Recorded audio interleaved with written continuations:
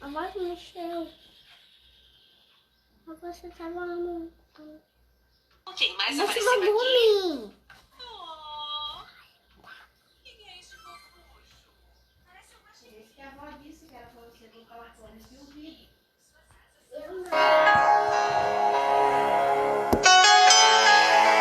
Está no ar.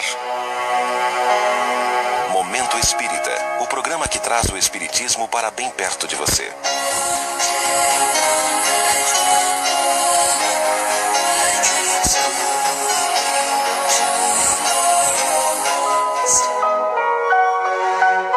O valor do serviço.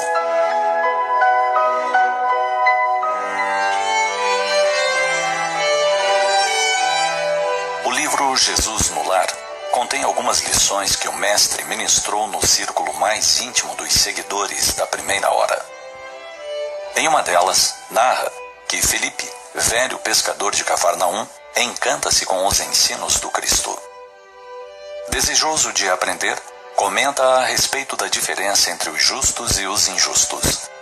Tudo com o propósito de destacar o valor da santidade na terra. Jesus ouve calmamente e conta com bondade uma história. Certo homem de vida exemplar alcançou posição de grande respeito público. Seus dias eram dedicados a orações e jejuns no recinto do templo. Conhecia a lei como ninguém. Decorara os mais importantes textos desde Moisés aos profetas mais recentes.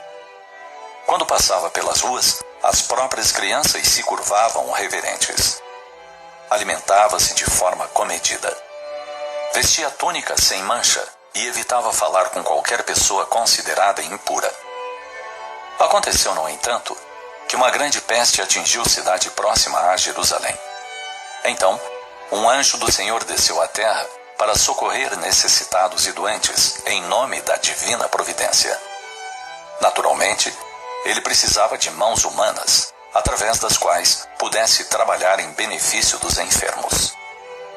Lembrou-se de imediato daquele homem santo, conhecido da espiritualidade superior por seus votos de perfeição espiritual.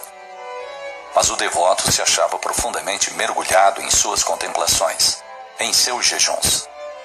Não dispunha de uma mínima condição para ouvir qualquer pensamento de socorro às vítimas da epidemia. Não havia espaço em sua intimidade para pensar em cooperação, considerando que ele evitava o menor contato com o mundo vulgar. O anjo insistia no chamamento, sem que a situação se modificasse. Porém, a peste era exigente e não admitia demora. O mensageiro do céu recorreu a outras pessoas amantes da lei.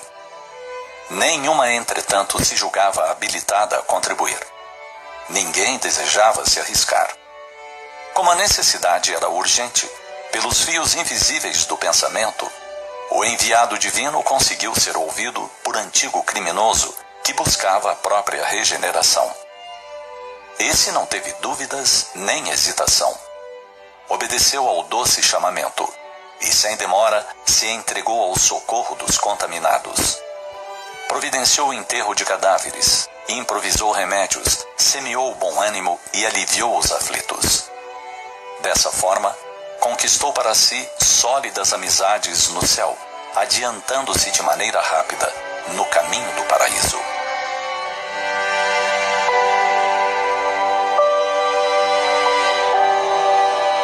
Os presentes registraram a pequena história entre a admiração e o desapontamento.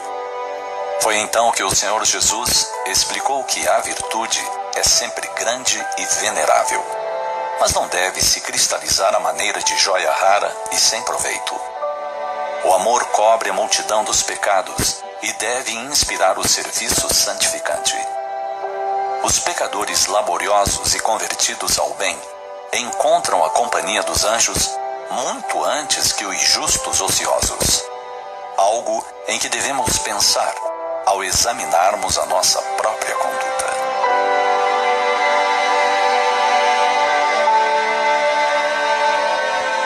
O canal FEP oferece toda semana vídeos novos.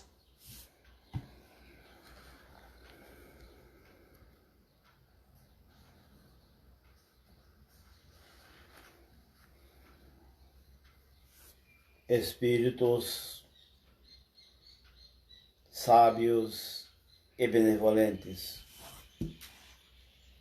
mensageiros de Deus, que exerceis a sublime missão de assistir aos encarnados e ensinar-lhes o caminho do bem, do progresso e da verdade. Sustentai-nos nas provações desta vida. Auxiliai-nos a cumprir os desígnios da justiça de Deus e a purificar os nossos sentimentos. Desviai de nós os maus pensamentos, para que não demos acesso aos espíritos que, por seu atraso, permanecem na maldade e induzem os homens ao mal. Iluminai as nossas consciências, a fim de conhecermos as nossas faltas, e afastai dos nossos olhos o véu do orgulho e da vaidade, que nos poderia e deixaríamos de perceber e confessar a nós mesmos. Tornai-nos em tudo digno das vossas benevolências, para que possamos merecer o auxílio necessário e a coragem precisa para prosseguirmos na obra de caridade, único caminho que nos conduzirá ao amor, à verdade, à perfeição. Bem, meus irmãos, hoje nós vamos falarmos um pouco mais sobre a fé. Fazendo as minhas meditações, eu comecei a pensar nessa questão da fé que tanto se fala. E comecei a buscar, através da meditação, e encontrei um ponto que me deu motivos enormes para pensar, que é algo que destrói a fé. E essa fé, ela é começada a ser destruída quando a gente é criança.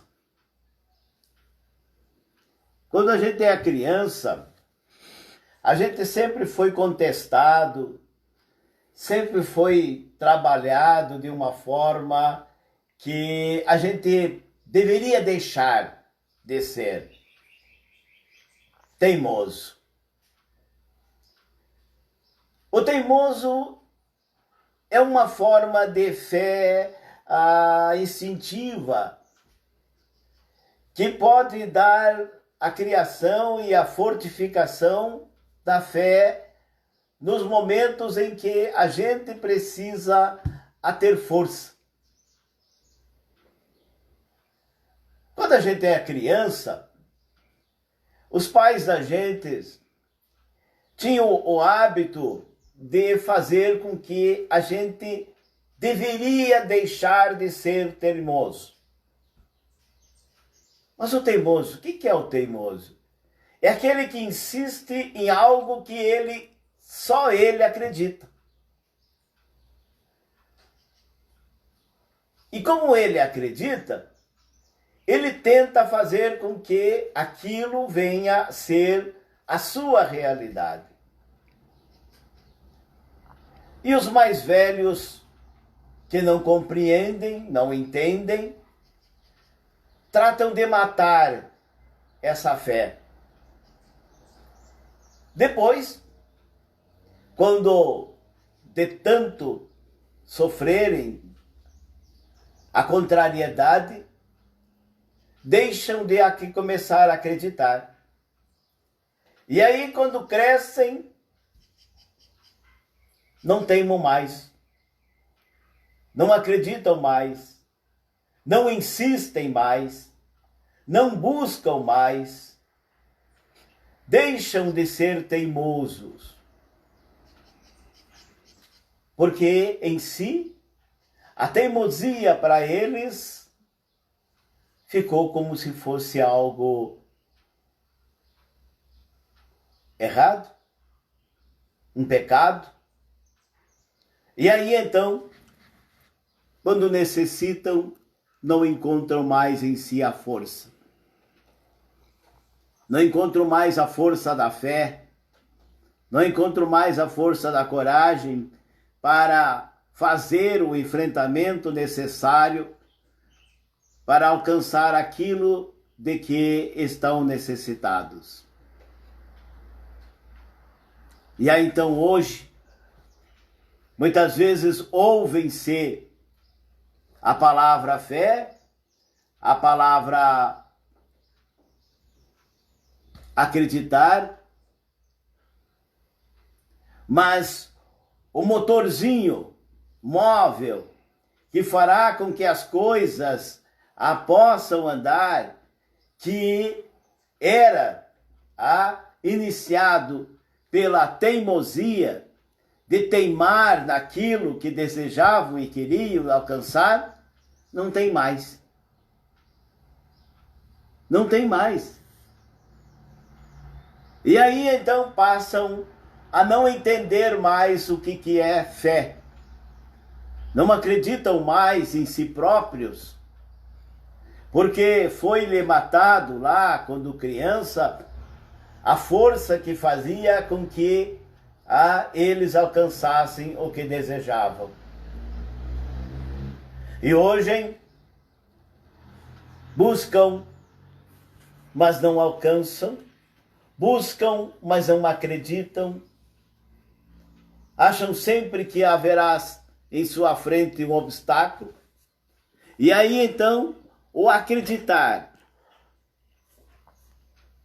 o buscar, ficou sem força nenhuma. Pois é, meus irmãos, não vamos mais matar a força poderosa que se inicia lá quando se é criança, muitas vezes, em suas teimosias. Eles teimam porque eles acreditam. Eles teimam porque eles têm a força de alcançar aquilo que estão buscando. Que nós pudéssemos, a termos crescidos, e agora, na idade madura, nós termos essa mesma força que deveríamos e tínhamos quando criança, quando teimávamos. Hoje, nós não teimamos, porque nós não acreditamos mais. Nós não insistimos mais. Nós não nos esforçamos mais para buscar aquilo que estamos precisando. Porque hoje nós acreditamos em algo e vamos até uma altura e paramos. Vamos na busca de outro e vamos até uma altura e paramos. Quando criança, teimávamos, e teimávamos, e teimávamos, e teimávamos, querendo aquilo. Com todos os castigos, com todas as coisas que faziam para que nós pudéssemos parar. Não sabiam os nossos pais, os nossos avós, que aquilo, essa teimosia, era o embrião da coragem, da força e especialmente da implantação da fé em nossos corações e em nossas mentes. Ah, meus irmãos, quantas coisas, quando crianças, nós fomos impedidos de fazer porque os adultos não entendiam. Pensando, meditando, eu pensei, analisei e achei que teimosia era uma virtude. Não era um defeito, não era uma coisa má. Era uma virtude que estava crescendo, que estava nascendo para fazer com que todas as outras pudessem a existir. Teimoso tinha a condição de acreditar no amor, acreditar na caridade, acreditar na bondade, acreditar que possamos vencer, que acreditar que nós podemos defender os nossos ideais, os nossos pensamentos, as nossas mentes, e especialmente a teimosia nos ensinaria a vencer a nós próprios no nosso próprio mundo. Hoje nós estamos num mundo que somos um mundo, um universo totalmente diferente um do outro, mas sem a teimosia de continuar buscando o melhor. Hoje nós estamos aceitando as coisas sem julgar, sem analisar e especialmente sem convicção. A teimosia nos dava convicção. O teimoso sempre tem convicção daquilo que ele tem certeza dentro de si que é algo real.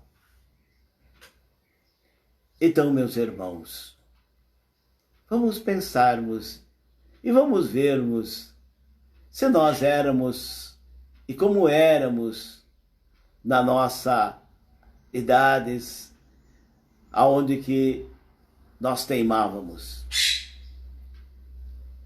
E analisamos as crianças de hoje. Olhamos as crianças de hoje.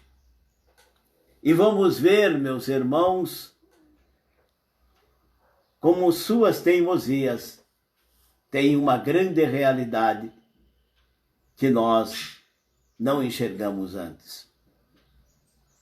Senhor, conceda-nos novamente um pouco de teimosia, que possamos teimar nos nossos sentimentos, nas nossas emoções, nos nossos desejos, que possamos, mesmo às vezes, caindo, levantando, mas teimando em ser feliz. Que Deus nos abençoe e nos ampare hoje e sempre.